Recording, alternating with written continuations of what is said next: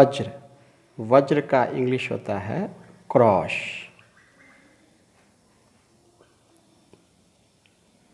और गुणन का इंग्लिश होता है मल्टीप्लिकेशन। तो आज का मैथ विषय है दो चर वाले रैखिक समीकरण का वज्र गुणन विधि द्वारा हल। ये विधि अगला क्लास के लिए बहुत ही उपयोगी है, आगे इसका बहुत ही काम आएगा। इसको समझने के लिए कुछ नियम है, जैसे हम लिख रहे हैं समीकरण एक a1x plus b1y plus c1 बराबर 0। समीकरण एक a2x plus b2y plus c2 बराबर 0। समीकरण 2। अब अगर इसको वज्र गुणन विधि से यानी क्रॉस मल्टीप्लिकेशन मेथड से हल करना होगा तो सबसे पहले x वाले को हम लोग ढक देते हैं और x को ऊपर लिखकर बटा, अब बटा के नीचे y को छांट देते हैं तो बच रहा है b1 c1। फिर यहाँ अगर y को छांट दें तो b2 c2। x के बाद किसका बारी आएगा? y का, बराबर y बटे। तो हम लोग फिर y के बाद पहले आया x, x के बाद y के बाद है z, इसलिए पहले हम लोग लेंगे c1 c2। और चूँकि यहाँ b1 b2 ढका है तो फिर शुरू से a1 और a2। अब y के बाद इसमें दोनों में जो शामिल होगा वही लेते हैं, तो इस दोनों में कुछ नहीं है तो मान लेते हैं कि एक है शामिल। फिर इसको ढक देंगे, तो ढकने के बाद फिर शुरुआत से, तो यह ढकने के बाद जो है क्या आ जाता है शुरू में a1 a2 b1 b2। फिर से एक बार देख लेते हैं कि सबसे पहले हम लोग x को ढक देते हैं तो क्या बचता है b1 c1 b2 c2। फिर y को ढक देते हैं तो क्या बचता है c1 c2 और a1 a2। फिर जब हम c1 c2 को ढक देते हैं तो क्या बचता है a1 b1 a2 b2।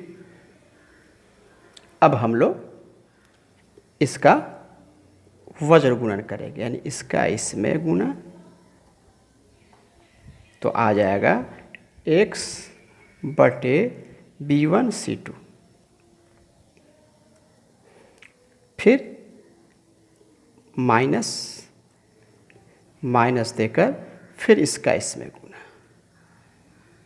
तो हो गया c1 b2 is equal to फिर y बटे में c1 का a2 में गुणा,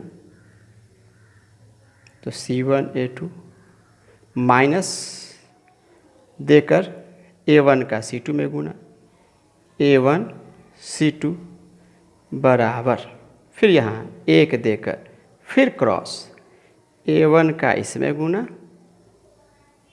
a1 b2 माइनस देकर फिर b1 का a2 में गुणा। और अगर लगातार किसी मैथ में दो बराबर होता नहीं, अगर दो लगातार बराबर हो जाए तो हम लोग आसानी के लिए उसको k या s या t कुछ भी मान लेते हैं, कुछ भी मान लेते हैं। इसका मतलब हुआ कि ये k के बराबर है, ये y वाला भाग भी k के बराबर है और ये एक वाला भाग भी k के। आसानी के लिए हम लोग इसको लिख देते हैं रिलेशन यानी संबंध एक, संबंध दो, संबंध तीन, और इसको संबंध चार मान सकते हैं। तो संबंध एक और चार से यानी रिलेशन संबंध 1 और 4 से। तो x बटे b1 c2 minus c1 b2 बराबर के, सॉल्व करने के लिए बटा में 1 दे दें और फिर हम क्रॉस करें तो x का 1 में गुना, x बराबर फिर k से इसमें गुना करेंगे तो k ब्रैकेट में b1 c2 c1 b2। ऐसे भी ध्यान देना है, इसमें a गायब है, पूरे में a गायब है, इसलिए अच्छा इसमें गिनती सिर्फ 1 2 आना चाहिए। जैसे 1 के बाद 2, 2 के बाद 1, 1 के बाद 2, 2 के बाद 1, तो 1 के बाद 2, 2 के बाद 1, 1 के बाद 2। इस ढंग से हम इसको याद कर सकते हैं। अब आइए संबंध 2 और 3 से, या इसी प्रकार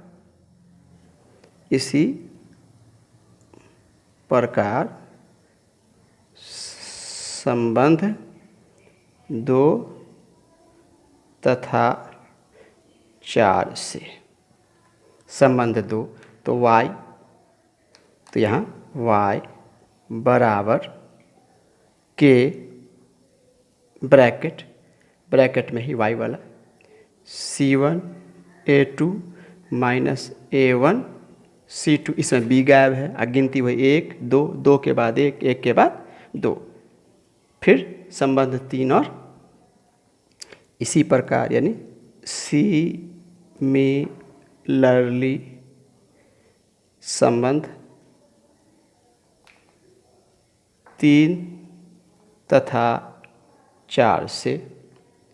संबंध 3 और 4 से तो यहाँ क्या आ जाएगा, 1 बराबर के ब्रैकेट में a1 b2 माइनस, फिर यहाँ c गायब है तो a b तो लिखेंगे, तो 2 के बाद 1, 1 के बाद 2। इस ढंग से x, y और c का वैल्यू निकल गया। वैसे हमको हमेशा क्लास 10th में x और y का ही मान निकालना होगा, इसलिए हमारा जवाब इतने पर ही हो जाएगा। तो हम लोगों को देखना ये है कि क्रॉस मल्टीप्लिकेशन मेथड में सबसे पहले हम लोग x को ढकते हैं। x को जब ढकते हैं तो बचता है b1 c1 b2 c2।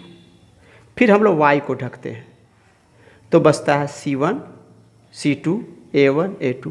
और फिर 1 को ढकते हैं तो बचता है a1 a2 b1 b2। और हम लोग इसका नाम ही है क्रॉस मल्टीप्लिकेशन, इसलिए नाम पड़ा कि इसको क्रॉस करना है, यानी b1 का c2 में गुना और c1 का b2 में गुना। फिर यहाँ c1 का a2 में गुना और a1 का c2 में गुना।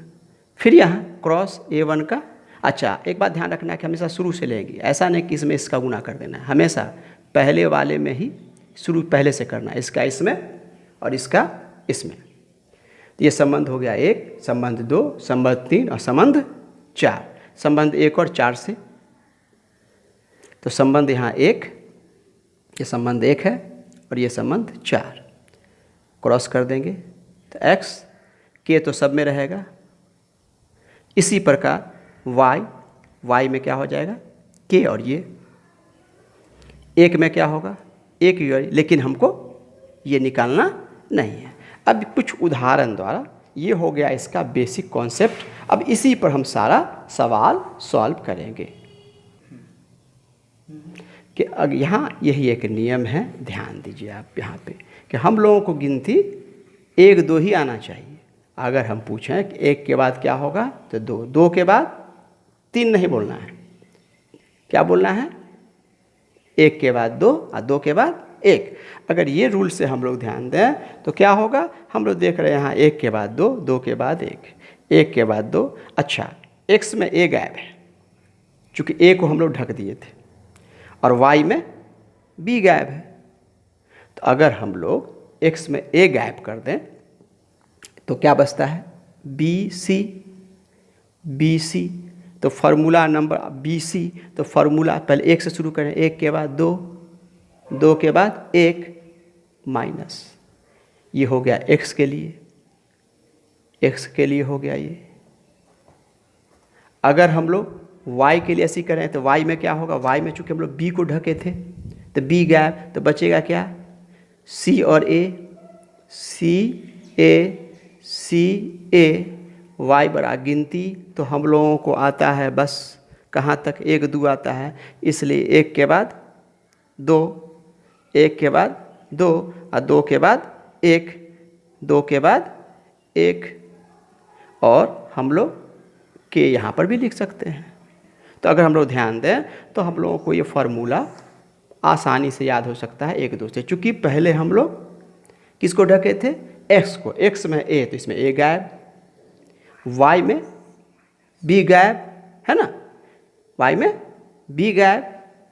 इस ढंग से ये फार्मूला बन के तैयार है। अगर हम चाहें अब इस सवाल को फार्मूला पे बना सकते हैं, चाहें तो हम लोग पूरे इस कॉन्सेप्ट पे बना सकते हैं, और चाहें तो हम लोग एक डायग्राम ये वाला बना के भी बना सकते हैं।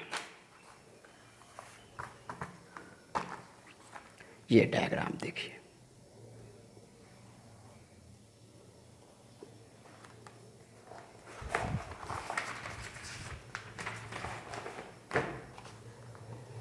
एरो हम लोग यहाँ लगा देते हैं,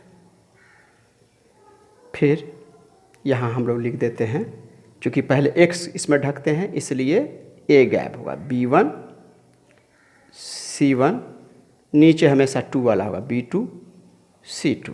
हम लोग ऐसे देख सकते हैं। अगर हम लोग x को ढक दें तो B1 C1 B2 C2, B1 C1 B2 C2। अब चूँकि हम लोग ढकेंगे किसको? y को।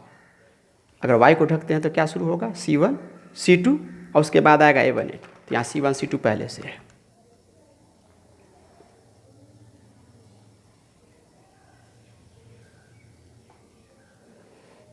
A1 A2, फिर हम लोग एक को ढकें तो एक को ढक लेते हैं तो फिर क्या आ जाता है?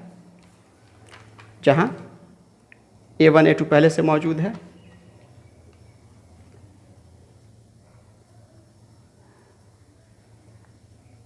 तो हो गया A1 A2, A के बाद B1 B2, जहाँ से शुरू वहीं से ख़त्म, B1 B2 से शुरू B1 B2 पर जाके ख़त्म हो गया।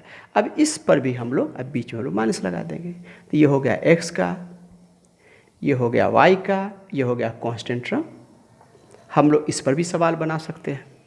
ये जो हम लोग ये बनाए वो किस बेस पर बनाए? ढकने के बेस। कि अगर हम लोग इसको ढकते हैं तो क्या बचता है? B1 C1 B2 C2, B1 C1 B2 C2। अगर y को ढकते हैं तो क्या बचता है? C1 C2 A1 A2, C1 C2 A1 A2। और अगर एक को ढकते हैं तो बचता है A1 A2 B1 B2, A1 A2 B1 B2।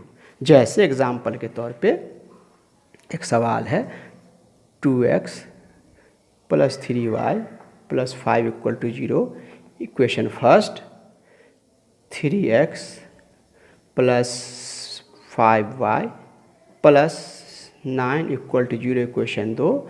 अगर इसको कहा जाए कि वज्र गुणन विधि से हल करें, जो इस साल 2019 में इस टाइप का क्वेश्चन पूछा भी है एग्ज़ाम में, तो कैसे सॉल्व करेंगे वो देख लीजिए। सबसे पहले हम नियमतः x लिखेंगे और उसको ढक देंगे। फिर बचता क्या है? 3 5 5 9। फिर हम लोग y लिखते हैं और इसको ढक देंगे। तो बचा कौन? हमेशा पहले बाद वाला 5 9। 2 3। फिर हम लोग इसको और लिखते क्या हैं, 1, इसको ढक देते हैं तो बचा कौन, 2 3 3 5। अब हम लोग इसका क्या करेंगे, क्रॉस, इसका इसमें गुना माइनस फिर इसका इसमें गुना। देखिए करके देखते हैं तो x इक्वल टू हो गया, इसका इसमें गुना तो 9 तिया 27 माइनस 5 25 y बटे, इसका इसमें गुना करते हैं हम लोग तो 5 तिया 15, फिर फार्मूला वाला माइनस और 2 का 9 में फार्मूला वाले माइनस, दूना में 18 बराबर 1। फिर पहले शुरू का ही लेंगे, 2 का 5 में, ये नहीं कि 3 का 5 में गुना कर दें, तो 2 का 5 में गुना 10 माइनस 3 का 9 में, तो क्या बच गया, x बटे 25 में 27 में से 25 गया 2 बराबर y में से -3 बराबर 1 में से 10 में से 9 गया 1, इसको संबंध 1 संबंध 2 और ये हुआ संबंध 3। तो अब हम लोग चलते हैं संबंध 1 और 3 से। हमेशा x का भी तुलना कांस्टेंट से यानी स्थिरांक से और y का भी तुलना स्थिरांक से करेंगे। तो क्या आ जाएगा, x बटा 2 बराबर 1 बटा में 1 देकर क्रॉस, इसका इसमें इसका इसमें, तो x बराबर, इसलिए x बराबर 2 इकाई 2। फिर y संबंध 2 तथा 3 से, संबंध 2 तथा 3 से, संबंध 2 तथा 3 से, तो 2 में क्या है, y बटे -3 बराबर 1। अगर हम बटा में 1 दे के क्रॉस करें तो y का 1 में y और 3 का तो -3, इसलिए मेरा जवाब हो गया x बराबर 2 और y बराबर -3। ये हो गया वज्र गुणन विधि। अब इसका और भी उदाहरण हम लोग ले सकते हैं। अब हम उदाहरण कुछ एग्जाम्पल देते हैं आपको होमवर्क के रूप में, जिसको आप लोग बनाएंगे। कल हम इस उदाहरण को सॉल्व करेंगे ताकि आप लोग चेक कर लें कि आप लोग का कॉन्सेप्ट सही हुआ या नहीं, आप लोग सीख पाए या नहीं। अगर कोई गड़बड़ी हो तो आप कमेंट में ज़रूर लिखेंगे कि क्या गड़बड़ी रह गई है, हम उसको सुधार करेंगे। जैसे उदाहरण 1, 2x + 7y + 3 = 1, 5x + 5, हाँ सेम भी ले सकते हैं, +2 = 0। एग्ज़ाम्पल 2, 11x + 7y + 2 बराबर 0, 9x + 13y + 5 बराबर 0, 3x + 11y + 2 = 0, 5x + 3y + 1 = 0। चौथा, 3x + y + 9 = 0, 5x + 2y + 13 = 0। हो सकता है कि ऐसा भी उदाहरण हो, 4x + 3y बराबर 5, 7x + 2y बराबर 4। तो ऐसे सवाल को हम लोग इसमें माइनस दे देते हैं। तो इसको जब हम लोग इधर लाएंगे, यानी इधर हमेशा 0 रहना चाहिए, इसलिए -5 को हम लोग दाहिने तरफ से बाएं तरफ लाके इधर 0 के, जब ये माइनस इधर आएगा तो प्लस, ये माइनस आएगा तो प्लस, इस ढंग से पांचों सवाल को आप लोग कल बना के रखेंगे। हम पांचों सवाल का जवाब देने के बाद फिर आगे कॉन्सेप्ट को जारी रखेंगे। तब तक के लिए गुड बाय।